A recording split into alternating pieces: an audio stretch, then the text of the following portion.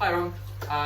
I wasn't planning on doing a video today at all. I just got in from work and I really just want to sit and have a coffee and relax before I cook my dinner.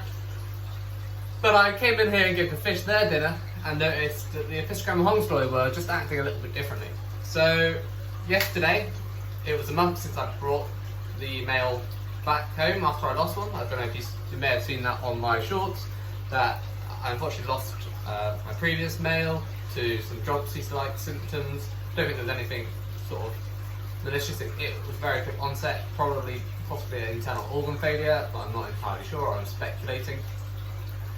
But I went into a local fish shop of mine and they had a really nice established male. And I couldn't get a young, really small one because I had an established female and she would beat the crap out of him.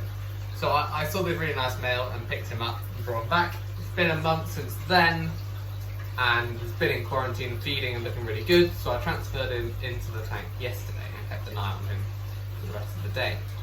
So here's some footage of how they were acting sort of 5-10 minutes after I added him to the tank.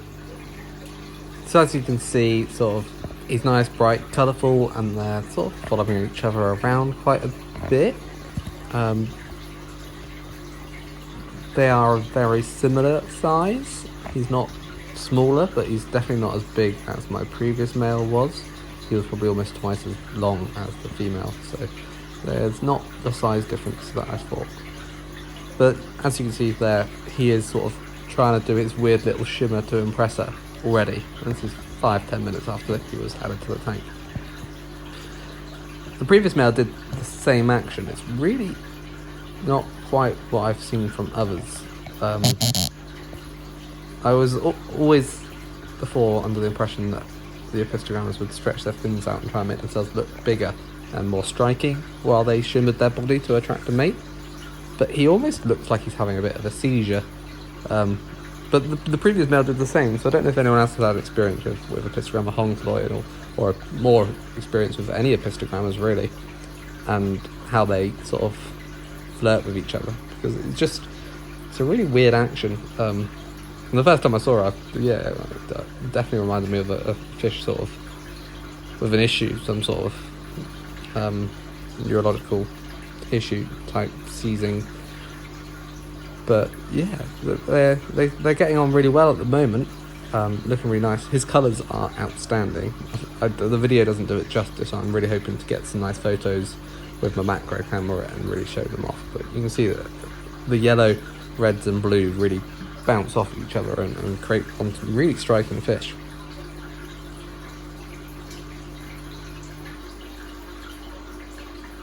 So that's how it was. That's how I left them last night when I went to bed, when the fish went to sleep and the lights all went off. I've come back today and I couldn't see the male or the female anywhere. And then the male, well, was doing this. So here he is. He's sort of just hiding in the little cave he's created out of the decaying oak leaves here. And he's still actually got quite bright coloration, but the dark patches are far more intense than they were last night. Yeah, he's not really moving around that much. So obviously immediately I started worrying what could have happened. Pretty bad sign that the fish are not getting on, right? He looks quite stressed and scared and hiding in the leaf litter, and it's not a good sign. But then I looked at the other end of the tank, and the female... She's hidden away as well, but she's inside a cave. And if you watch carefully, she is spitting the sand out to block the entrance. This is very common for Apistogrammas. When the female wants to or is about to have eggs or has eggs, she will block off the cave entrance slightly to try and prevent predators that would eat the eggs from getting in, and help her to feel a bit more safe in there while she guards the eggs. And she's constantly sort of cleaning it out and depositing the sand outside of the cave.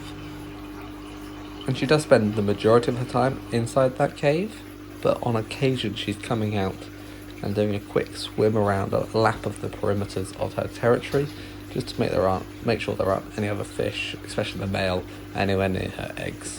So she's doing a very good job, a very protective mother. As you can see, her colours are proper yellow. and I haven't, upon recording, managed to film inside the cave, but I have shone a torch in and seen the roof of that coconut covered in tiny little red eggs. There's lots. The previous male and the female did this about sort of probably almost 10 times, and they never got past the wriggling stage. So I'm hoping this time may be different. I am going to have to keep a very close eye on the male and make sure he manages to feed and doesn't get bullied too much. If I start seeing nipped fins, or really he is hiding like he is today for the foreseeable sort of few hours, maybe a day, I'll move him back into the quarantine tank and give him some respite, because it's not fair on him. No matter how much I would like to breed them, his welfare comes first, and if they're going to be doing this while he's about the same size as the female, but normally the male will be a bit bigger, so perhaps they need a few more months apart before he can sort of put up a bit more of a fight while she's protecting eggs. So I'm going to keep a close eye on that and see how they progress. I will keep you guys up to date, probably in short form rather than a long video, unless I get success and there's fry emerge from that cave, and then I'm sure I'll film it and do a proper sort of recap of the process. So yeah, that's a quick video just to talk about them. There's also been a few changes to the tank. I'll turn the camera, get behind it and show you that as well.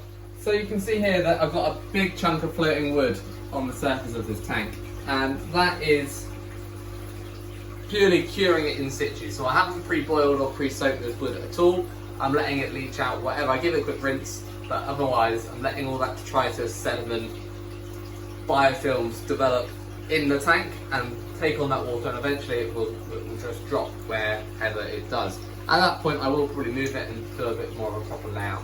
But currently that is just left there sort of being sort of cured in situ. This piece here is one that sunk a bit quicker. But again, I'm waiting for them both to sink to do a bit more of a layout. And I still want to get a nice big sort of Echinodoros in this tank, so that's still to come, and that should hopefully provide a bit of a refuge for the Apistogramma males.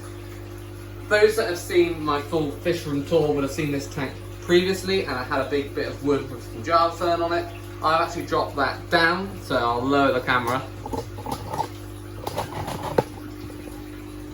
I've dropped it down to this tank with the 6 banded barbs in. As you can see,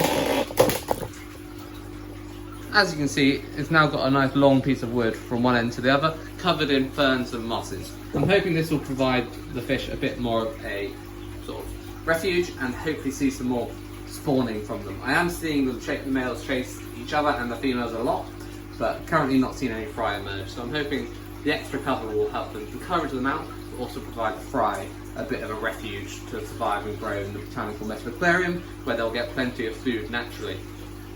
I've also popped a fluval light on here. This was on my new aquascape tank below. I brought that up and replaced it with a Superfish Scaper 93 down there, which is currently turned off because it's too bright to film in this room. The more even distribution of the light provided by the full sort of fluval strip should help the Java ferns really grow and thrive in this tank, whereas before it was just illuminated one end.